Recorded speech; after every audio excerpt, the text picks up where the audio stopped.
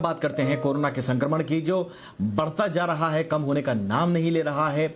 देश के कई इलाकों से नए केसेस भी सामने आ रहे हैं, जहां अब तक नहीं आ रहे थे। उनके पीछे एक बहुत बड़ी वजह लोगों का जो अपने अपने घरों की तरफ पहुंचना जारी है, उस वजह से भी संक्रमण के अब कई मामले सामने आ रहे हैं।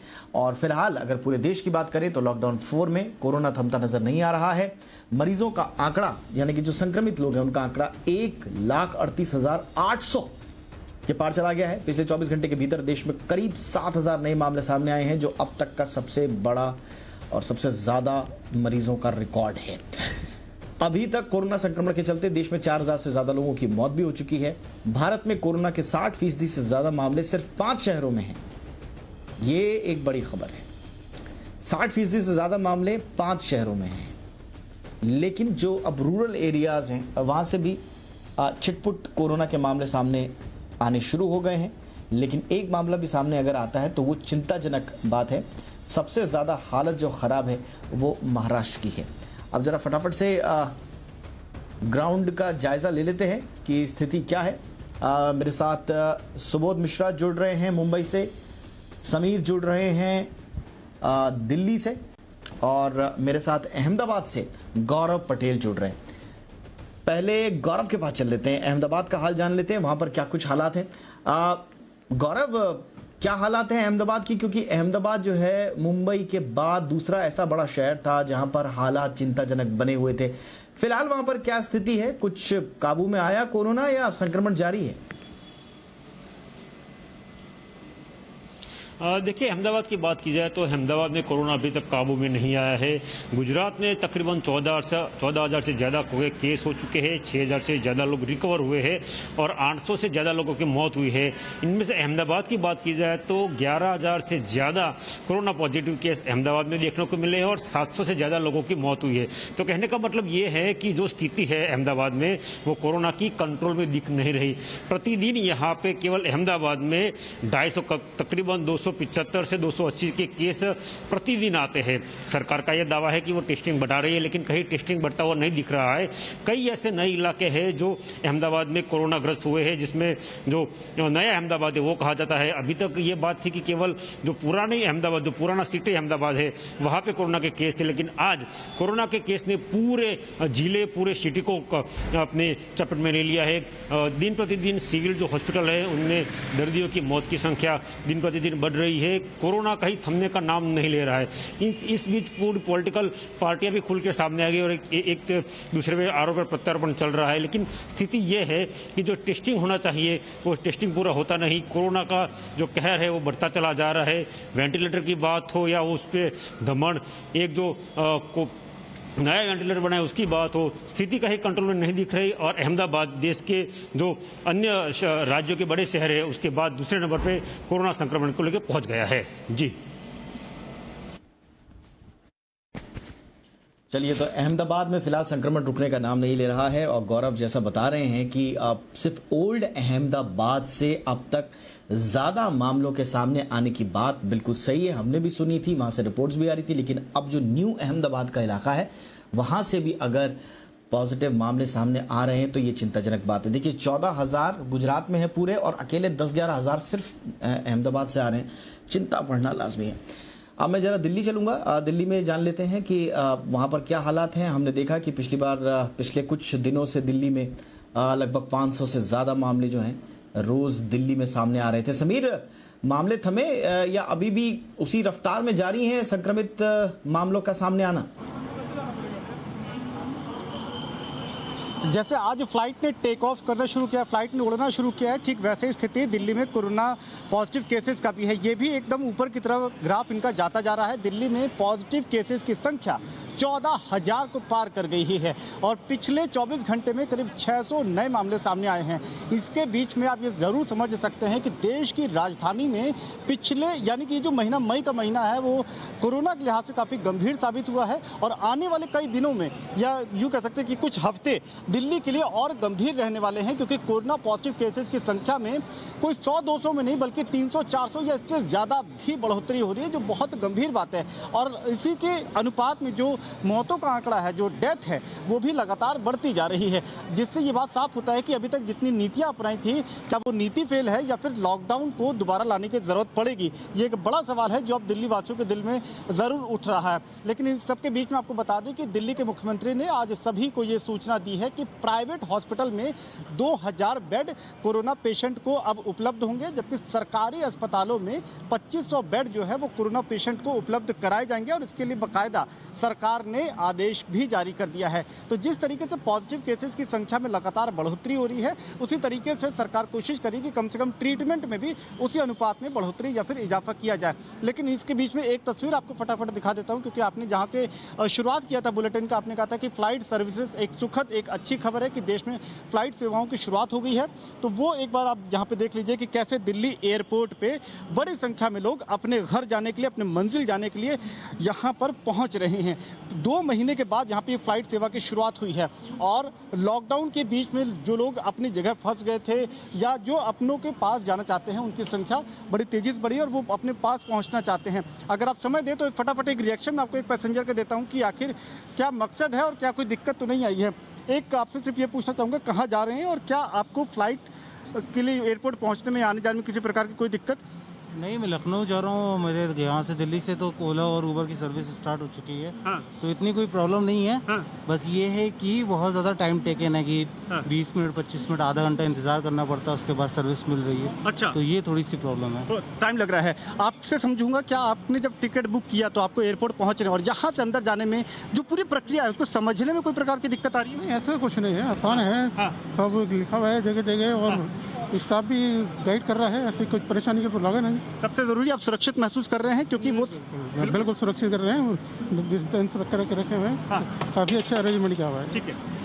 जो लोग अपनी, जिनकी फ्लाइट की टाइमिंग अभी ठीक है, उनको इस बात का ज़रूर राहत है कि कम से कम वो उड़ान भर पा रहे हैं और अपने मंजिल पे पहुंच पा रहे हैं। सर, आपसे एक राय, आप को समझने में, पूरी प्रक्रिया समझने में, टिकट लेने के बाद में आना जाना, क्या आपके लिए कोई परेशानी या बेहतर रहा न पूरा जो इंतजाम है? मैंने पहले होमवर्क कर लिया था तो मुझे कोई दिक्कत नहीं हुई। बहुत अच्छी बात। It's for everyone safety.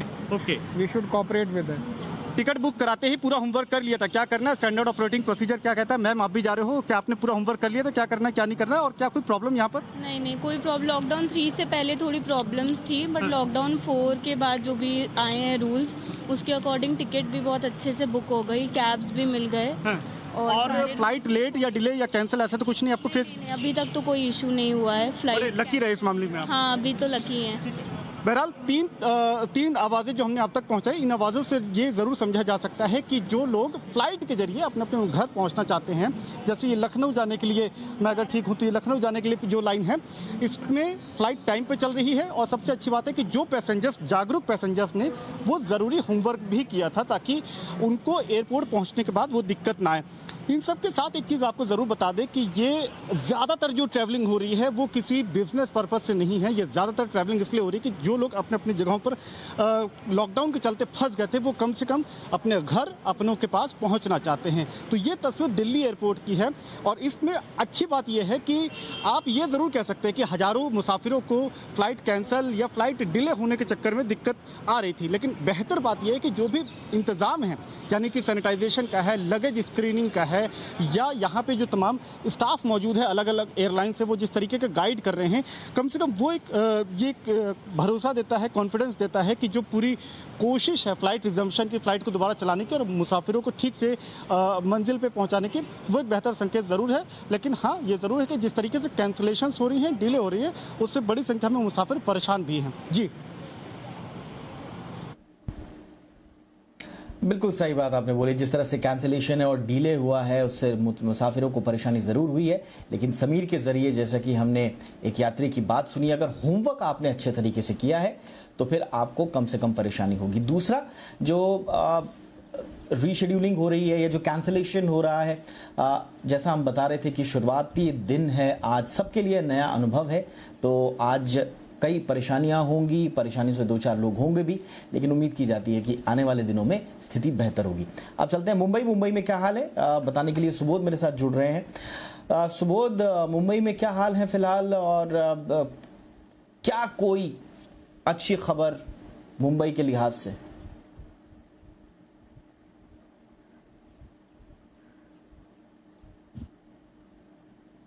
देखिए दीपक, जिस तरह से कल महाराष्ट्र के सीएम उद्धव ठाकरे ने इस बात का जिक्र किया कि जिस तरह से महाराष्ट्र में और मुंबई में जिस तरह से सेंट्रल जो कमेटी आई थी और उसने एक्सपेक्ट किया था कि मई में करीब 1.25 लाख से 1.5 लाख तक मरीजों की संख्या होगी, और वो नहीं हुआ है।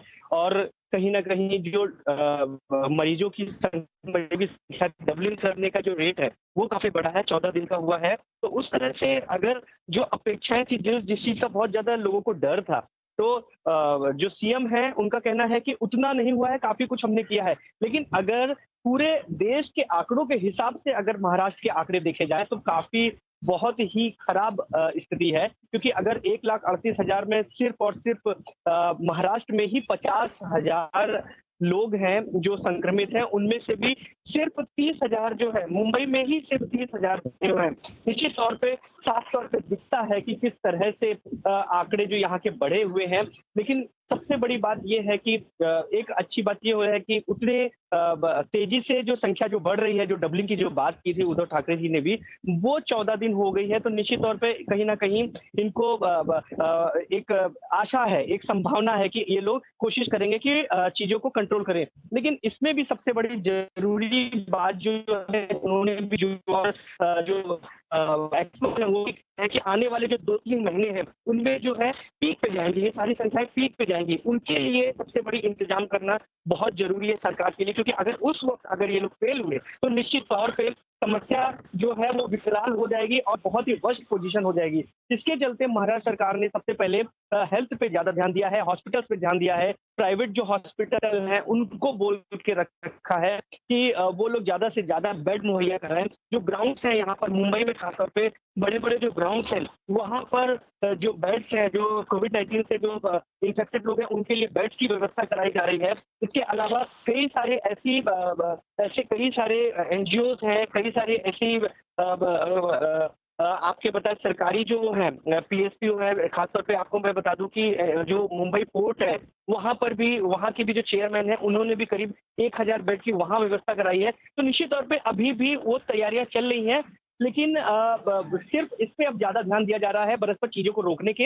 इस चीज पे ज्यादा ध्यान दे रही है सरकार कि चीजें बढ़ेंगी, जो एक्सपर्ट बोल रहे हैं 1-2 महीने में जो चीजें बढ़ने वाली हैं उनको किस तरह से मैनेज किया जाए, उनको किस तरह से कंट्रोल किया जाए, ताकि एक पीक के बाद जो वापस नीचे जब संख्याएं कम होने लगेंगी, यानी कि संक्रमण के मामले बढ़ेंगे, बढ़ते रहेंगे। ये फिलहाल वर्स्ट के सिनारियो को अज्यूम करके सरकारी तंत्र जो है वो आगे चल रहा है और उस हिसाब से तैयारियां भी की जा रही हैं। अब गौरव के पास वापस मैं चलना चाहूँगा, अहमदाबाद में जहाँ जुड़े हुए हैं। अब गौरव, अहमदाबाद में मामले तो 11,000 के करीब हो गए हैं, लेकिन उस हिसाब से क्या इंतज़ाम है अस्पतालों में? मेडिकल महकमे से जुड़े हुए लोगों के बीच आप गए होंगे, आपने देखा होगा, क्या इलाज के इंतज़ाम, टेस्टिंग के इंतज़ाम माकूल हैं? जी, देखा जाए तो अहमदाबाद में जिस प्रकार से कोरोना संक्रमित दर्दियों की संख्या बढ़ रही है उसके हिसाब से प्रशासन की तरफ से जो बेड है उसकी संख्या भी बढ़ाई जा रही है। जितने भी सरकारी अस्पताल है वो पूरे कोविड के लिए रिजर्व रखे गए हैं। इसके अलावा केवल अहमदाबाद की बात की जाए तो 42 से ज़्यादा ऐसे प्राइवेट अस्पताल है जिनके बेड को कोविड बेड के लिए आरक्षित रखा गया है।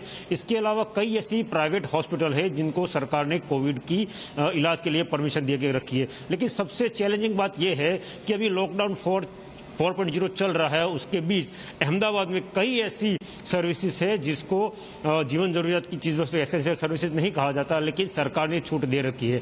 सवेरे 7 से 8 बजे से लेकर 4 बजे तक तकरीबन सारी दुकानें खुली रहती है और लोगों की काफ़ी भीड़ जमा होती रहती है। जो सोशल डिस्टेंसिंग का पालन होना चाहिए वो कहीं दिख नहीं रहा। कई लोग मास्क पहनते हैं लेकिन वो 3 लेयर मास्क नहीं होता। कुछ लोग तो अपने मुंह पर केवल कपड़ा बांध के बाहर निकलते हैं और कई ऐसे लोग हैं जो कपड़ा भी नहीं बांधते। तो ये चैलेंजिंग बात आने वाले दिनों में हो सकती है, क्योंकि लॉकडाउन 4.0 लागू होने के तुरंत बाद सरकार ने काफ़ी रियायतें गुजरात और अहमदाबाद में दी है, जिसका असर आने वाले दिनों में देखने को मिल सकता है।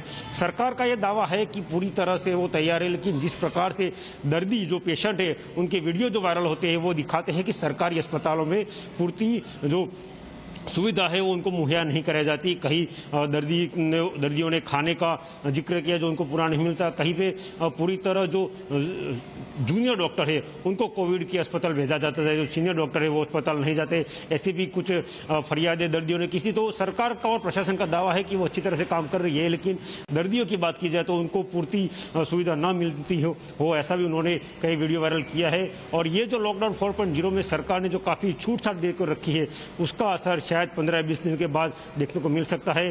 अहमदाबाद में आज देखा जाए तो प्रतिदिन 275 से ज़्यादा केसेस आते हैं। गुजरात के जो केसेस 350 से ज़्यादा होते हैं उसमें से 275 से ज़्यादा अहमदाबाद के होते हैं। तो आने वाले दिनों में चित्र और भी ज़्यादा खराब हो सकता है। जी बिल्कुल, यही अनुमान भी है सबके कि अभी जो कोरोना का संक्रमण है वो रुकेगा नहीं। लेकिन मुझे लगता है कि जैसे मैं कह रहा था कि ऑलरेडी जो सरकारी तंत्र है, सरकारें हैं, मेडिकल महकमा है, उन्होंने इस बात को एज्यूम किया हुआ है। वर्स्ट केस सिनारियो जो ज़्यादा से ज़्यादा जो सबसे बुरा हो सकता है उसको एज्यूम करते हुए तैयारियां की जा रही हैं। और अगर आने वाले वक्त में संक्रमण बढ़ता भी है तो हम उम्मीद करते हैं कि तैयारियां इतनी माकूल हो कि उस हिसाब से लोगों का इलाज भी वक्त पर हो जाए। दिल्ली में क्या कुछ इलाज के लिए और हेल्थ इंफ्रास्ट्रक्चर को लेकर कवायदें की जा रही हैं? समीर मेरे सहयोगी बताएंगे। समीर, मेरे ख्याल से दिल्ली उन बहुत चुनिंदा सरकारों में से है जो खुले तौर पर अब लोगों को ये कहना जिन्होंने शुरू कर दिया है कि भाई अब आप कोरोना के साथ जीना सीख जाइए। हमने देखा दिल्ली सरकार के मंत्री, खुद मुख्यमंत्री अरविंद केजरीवाल ने इस बात को बोला। लेकिन क्या सरकार की तरफ से उस हिसाब से तैयारियां की जा रही हैं कि लोग इलाज के लिए कम से कम परेशान ना हो? बिल्कुल, देखिए दिल्ली इकलौता पहला ऐसा राज्य है जिसने ये कह दिया था कि लॉकडाउन को बहुत ज़्यादा बढ़ाना और इस लॉकडाउन के चलते आर्थिक गतिविधियों को रोके रखना ज़्यादा ठीक नहीं है। लिहाजा लोगों को भी इस बात को समझना होगा कि उनको कोरोना के साथ रहना है।